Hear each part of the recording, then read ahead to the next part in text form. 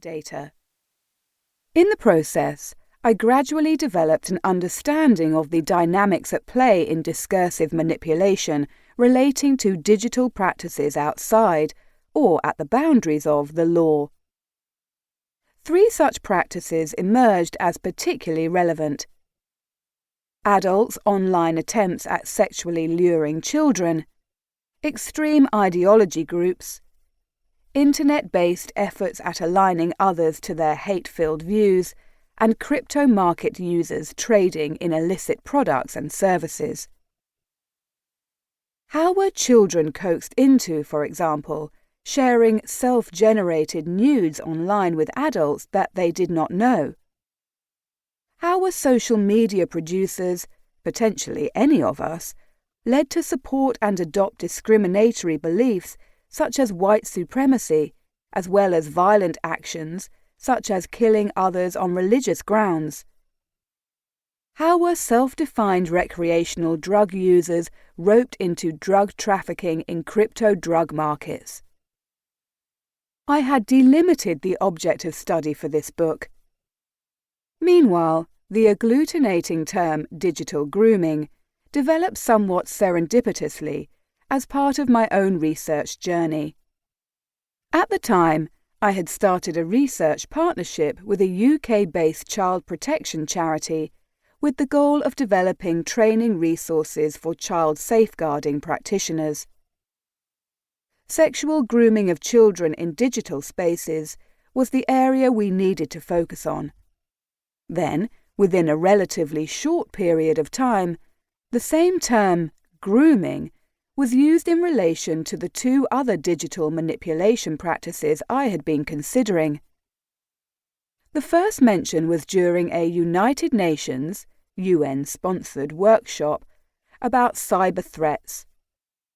One delegate described individuals selling drugs in the dark net as grooming others under false promises of safe, libertarian, community-led commerce. Not everyone agreed with this characterization, and there was certainly no UN-endorsed view on the matter. But use of the term grooming to refer to inducing illegal action, drug trafficking, on account of social identity, community values specifically, struck a chord with me. The second mention happened within a couple of months of the workshop, as I was developing linguistic resources for data analysts within counter-terrorism law enforcement teams. One of the areas I had been invited to cover concerned identification of language and images used to, and this was the expression used, groom people to extremism online. References were made to the crossover between jihadi and radical right groups' grooming tactics, on the one hand, and to these tactics and those known to be used for sexual grooming of children online, on the other hand. The penny finally dropped at this point, and with it the title and articulating concept of this book, Digital Grooming, Discourses of Manipulation and Cybercrime.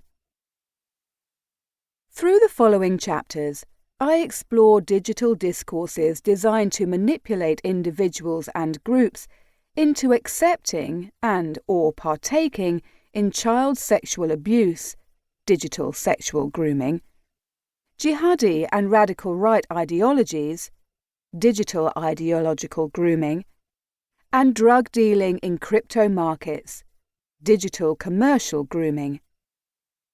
It is important to note that sexual, ideological, and commercial are not conceived of as the only components of a closed taxonomy of digital grooming practices.